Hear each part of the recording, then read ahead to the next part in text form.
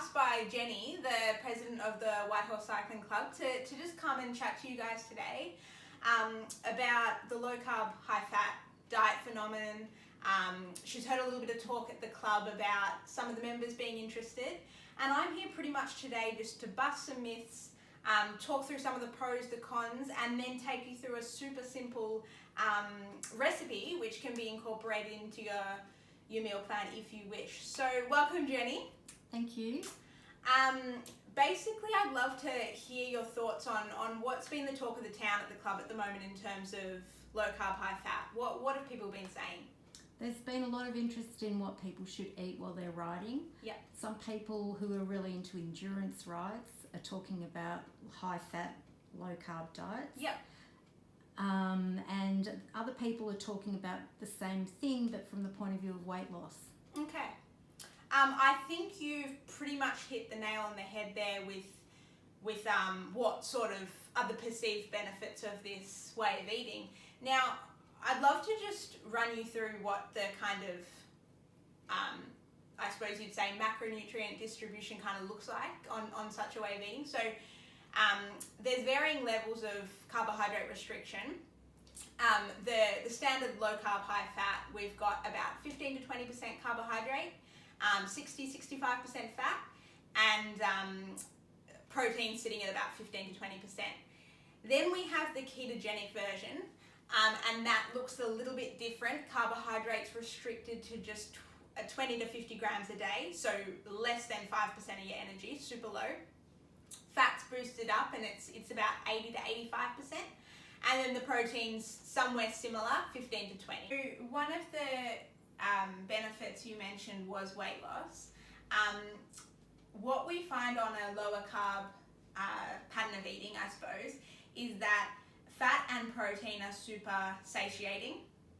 And so because that, digestive emptying time, that gastric emptying time slows down, we find we're fuller for longer and our energy intake over the day is kind of lessened. So we end up eating less kilojoules and therefore lose weight.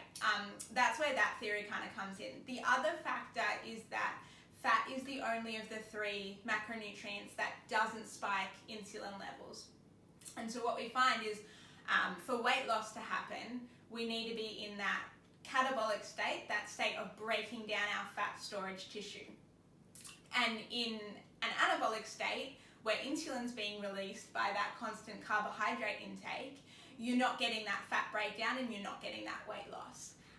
So for, say, particular club members that are carrying a little bit of excess weight or might be insulin resistant, type 2 diabetes, having protein and fat as a big part of your diet to monitor your blood sugar levels and manage that insulin response could be super beneficial. Also have a side effect of the weight loss. So it does have a place there. The other performance side of things, the performance benefit of weight loss in people where that might be ideal or necessary, is that you're going to have an improved aerobic capacity and exercise economy when you have a better power to weight ratio, and that comes from being in a healthy weight range. So that's the other benefit in terms of weight loss. The other kind of attractive prospect of the low carb, high fat phenomena is you mentioned about improved performance in endurance events. And this happens because essentially after 90 minutes of physical activity, our glycogen is depleted. And so the ability to tap into our fat stores and mobilize fat to use for fuel is super, super attractive. And that's where this whole low carb, high fat for improved performance comes from. If we can, sustain exercise over hours and hours, potentially days, by using the fat stores that even super lean athletes have plenty of, comparable to stored glucose, then that's a super, could be a super beneficial thing. What we find is that at lower to moderate intensities, this does happen without any detriment to performance. When the intensity increases, that's where we start to see issues when glucose isn't available. But at sustained moderate intensity exercise, we can train the muscles essentially on this low carb, high fat diet to be able to oxidize fat and use that as our energy source. And it's potentially a super beneficial thing. So as I was saying, where we might fall into trouble on this low carb, high fat diet is when we start to perform or train at those really high intensities. So when your aerobic capacity is at its max and your oxygen uptake is also at its max, we know that glucose really is the body's preferred source of fuel, and lipids or fats take a lot more oxygen to be able to break them down for energy. So when you're out of breath, you're panting, you're at your max, you can't compensate for this increased economy of lipid oxidation by taking in more oxygen because you're out of breath. So this is when glucose availability is really important, and carbohydrate feeding is obviously preferred.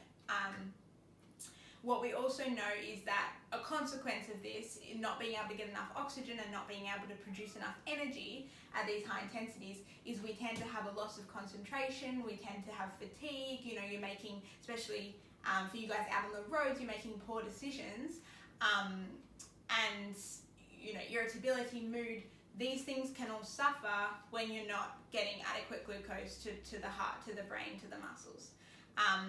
So it does become really important to think about the intensity of your training and whether it's important to have that carbohydrate there.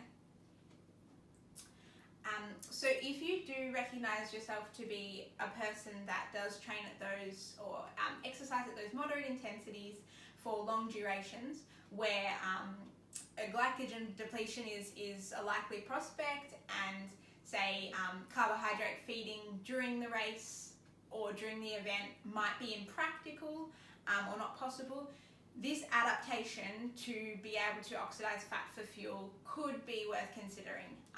That's sort of its place. The other thing is sometimes particular active individuals report a bit of digestive discomfort when they are constantly refueling during an event.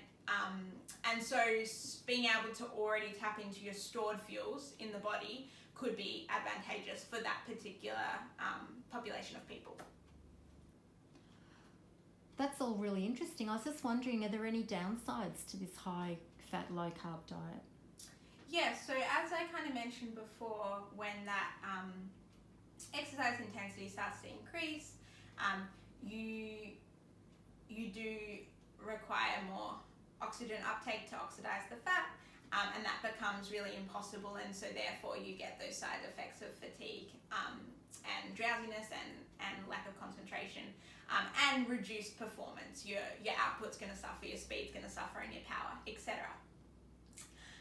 Now, what we do find as well is that when the body becomes adapted to be able to oxidize fat or metabolize fat for fuel, the ability for it to metabolize carbohydrate actually suffers. So the breakdown of our glycogen, our stored glucose, that rate actually drops, and also our ability to make new glucose, gluconeogenesis, that actually isn't any better than what it is under carbohydrate feeding. So there really is a lack of glucose to the brain, to the muscles, to the heart during exercise, and this is when performance can really start to suffer. The other thing is that what the evidence shows is that you can be chronically long-term adapted to this low carb, high fat diet. You can be able to effectively oxidize fat for fuel. And then in the lead up to a race or an event, they've shown that for around 3 days of intense kind of carbohydrate feeding to replenish those glycogen stores, you can maintain those fat adaptations and kind of get the best of both worlds. Now, what this means is that you're going to have glucose availability, but you're also going to, when that runs out, be able to tap into those fat stores and use that for fuel. which is a super exciting. Well, I was wondering, would cutting carbs have any other consequences on one's health? So you make a really good point there. We have to remember that any diet that restricts food groups, cuts out complete sources of some key nutrients. We really have to make sure the remainder of our diet is really nutrient dense and meets all of our requirements. So on a low carb kind of way of eating, you're cutting out your whole grains, you're cutting out your a large majority of fruit, your starchy veg, your legumes, and these are all really, really crucial sources of nutrients like polyphenols and antioxidants. Super important, especially in athletes or active people who have a lot of oxidative stress and potential free radical damage if we don't have the antioxidants to counteract that. The other thing is our whole grains are a key source in the Western diet of our B vitamins. B vitamins are super important for energy release. And so what we find is when you're cutting them out, you really have to rely on your dairy and your meat to meet those B vitamins. So I suppose what I'm saying is that the focus absolutely needs to be on whole foods and making sure that despite cutting out carbohydrates, you're still focusing on a large array of plant foods, non-starchy veg, lower carbohydrate fruit, nuts, seeds, plenty of olive oil. So I was wondering how this diet would go for vegetarians or vegans, because there's a couple of them in the club. Yeah, so that's an interesting point. Again, the more that you cut out food groups, the more restrictive a diet becomes and the harder it is to meet those nutrient requirements. And for vegetarians and vegans, there's particular nutrients that are already quite difficult to get, and key sources do lie in your whole grains and your legumes in particular. So we're talking about protein, really key for muscle repair and recovery, hugely found in legumes and grains. We also need zinc for immunity and for energy release, and that's again seafood, meat, shellfish, etc. If we don't have that, we're potentially going to fall into a deficient state. The other one is iron, and while we can get some of that from our nuts, our seeds, our dark green leafy veg, legumes are a key source for vegans and vegetarians. So we have to be really careful when we're cutting out too many food groups. I was wondering, what are the dangers of a high fat intake? So we might have heard that particularly your saturated fat is quite strongly associated with risk of heart disease and chronic disease. So we do need to really be mindful when we're increasing our fat intake that it's coming from your mono and your polyunsaturated sources. So that's things, say, in this recipe, like your beautiful egg yolks, like your avocado, like your extra virgin olive oil. We've got some Kalamata olives here. And then other sources might include your nuts, your seeds, your oily fish, etc. So we know that to keep our blood lipid profile in check, it is a lot better to go for the anti-inflammatory omega-3s, monounsaturated and polyunsaturated fats. As I was mentioning before, when you're focusing on the whole diet picture and looking at incorporating a lot of antioxidant-rich plant foods, so a lot of non-starchy veg, ideally some fruit as well, nuts, seeds, what you're going to do is you're going to combat any oxidative damage in the body that may contribute to that risk of chronic disease as well. So your overall diet picture is important, and even though we're boosting fat, we want that to, number one, be healthy fats, and also for the rest of our diet to play a role in really bringing down that risk as well. Fiber is also super, super crucial, and without legumes and whole grains, it's really important that we have an abundance of veggies and fruit, where possible nuts, seeds again, to lower fibre has a role in lowering our blood cholesterol, particularly soluble fibre, and that is going to be beneficial in making sure that our risk of heart disease doesn't increase with a higher fat intake. So essentially, if you're focusing on whole foods, the higher fat, lower carbohydrate diet can certainly still be done in a holistic, healthful way, where we're not getting that skyrocketing increase of long-term illness. I was wondering then, do you think that this is something that our members should adopt? Well, I think that it really must be individualised. So at the end of the day, it is another diet, and it is quite a prescriptive and restrictive way of eating, and you have to ask yourself, is this going to suit my lifestyle, my food preferences, and is it going to be able to fuel the type of activity that I partake in? So as I've kind of touched on, really intensity dependent, and I wouldn't underestimate the value of complex carbohydrate in fueling high intensity events, in terms of having that glucose availability to fuel muscles and the brain. However, I would say for your average recreational athlete who potentially might desire a bit of weight loss, who might be insulin resistant or have type 2 diabetes, or potentially finds that constant feeding during exercise is uncomfortable or impractical, I would say that having a little bit of fat adaptation could be beneficial from that performance perspective. It does have a place, and certainly can be combined, as I mentioned, with strategic carbohydrate intake to have some of the best of both worlds, some of that fat adaptation to enhance performance in the longer duration events, but then not completely be glucose depleted when you're getting to those higher intensities. Be mindful of the whole diet picture, I would say. Focus on whole foods. Be mindful of meeting your micronutrient targets, and yeah, I would say there's no one size fits all, and yeah.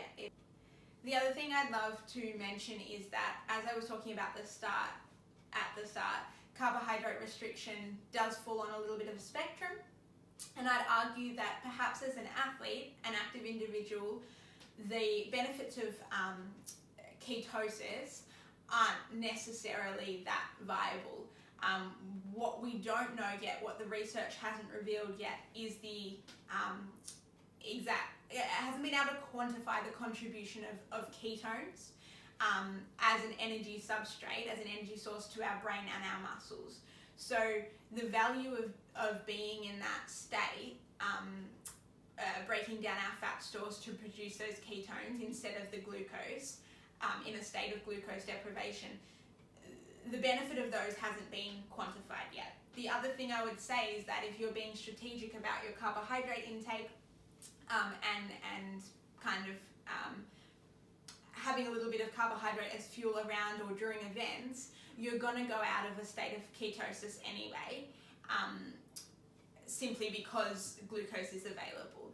So what I would suggest is you might have a higher chance of avoiding deficiencies and achieving a greater, more healthful overall diet picture if you're on a less extreme version, say that 15 to 20% of energy intake as your carbohydrates. Fruit and veggies won't have to be restricted as much, and you're probably going to eat a more nutritious diet.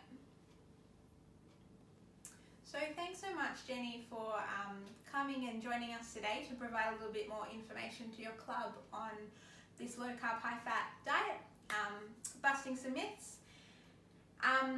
What I'd love to finish on is just give you guys a practical recipe that you can incorporate into your breakfast, lunch, dinner kind of routine. It's a frittata. It's a veggie frittata. We've got mushrooms, we've got herbs, tomatoes, plenty of eggs, as some of our healthy fats. We've also got our feta, our avocado. Love to serve this on the side, and you can also add some smoked salmon if you wish. Extra virgin olive oil and our Kalamata olives, so they kind of constitute our fat. And then we have a whole lot of garlic, onion, paprika for flavour. We've got some parsley and some Swiss chard here. But the point is that we're really focusing on whole foods with this recipe. And we're really trying to tick a lot of our micronutrient boxes, getting sufficient protein for that muscle repair and recovery, and also sticking to a lower carbohydrate kind of formula. So let's get cooking, and I'll show you some of the steps along the way.